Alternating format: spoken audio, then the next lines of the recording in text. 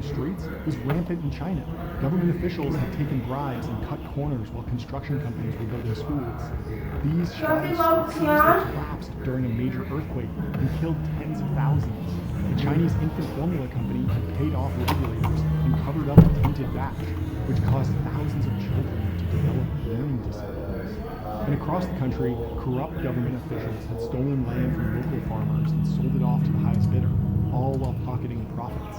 This was just how things got done in China at the time. Even the smallest interactions with the government, like getting an ID card, would require a bribe. Sometimes it was just a few packs of cigarettes, but often party officials would take everything they could. This had been boiling over into a major protest movement. It was extremely risky for citizens to take to the streets, but they had no options left. There was no way for an honest person to No one's eating their They dinner. either had to start a business and bribe the government to pay ahead, or work for the party and extort the locals. Xi Jinping knew that China was uniquely vulnerable. He couldn't let the revolutionary ideas of the Arab Spring spread to the Chinese populace. Fortunately for Xi, in addition to being vice president, he was also serving as the first secretary of the Secretariat. It's a bit of an opaque title, but it gave him much more power and a unique insight into the day-to-day operations of the party's bureaucracy. This role allowed him to learn the inner workings of the party and understand how to actually get things done efficiently. But while Xi was grinding through the bureaucracy and keeping his head down, another man on his sights had become the Chinese top dog. His name was Bo Xilai, and he had a very similar background to Xi Jinping. They're both roughly the same age, and they both come from prominent political families. But Bo Xilai wasn't interested in keeping a low profile. He wanted power, and everyone knew it. Bo Xilai was more of a Western politician than others who had come before him.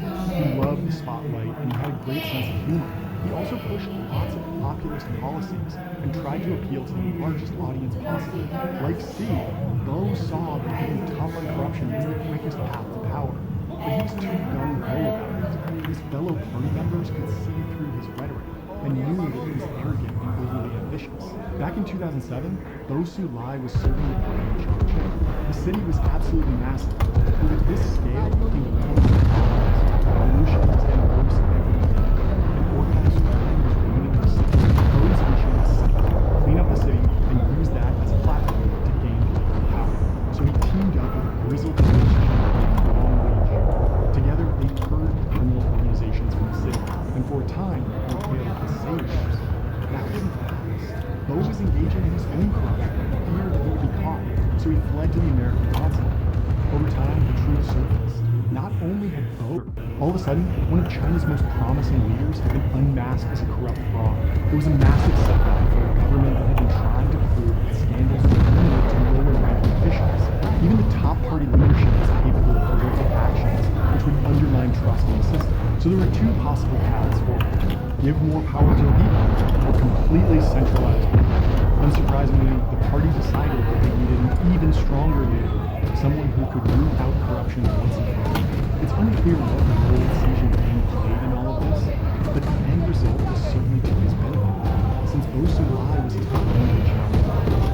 This is one of the leading theories for what happened during the 15 days Xi Jinping was missing in 2012. No one knows for sure, but shortly after Xi's disappearance, Bo Xilai was removed from power and charged with corruption. By November, the party had consolidated around Xi and sworn him in as the general secretary. Bo Xilai would wind up getting sentenced to life in prison. Xi had successfully consolidated power within the Chinese Communist Party. But this was really just the start. After all, no one wants to be at the helm of a dying party and quickly get overthrown by a populist revolution.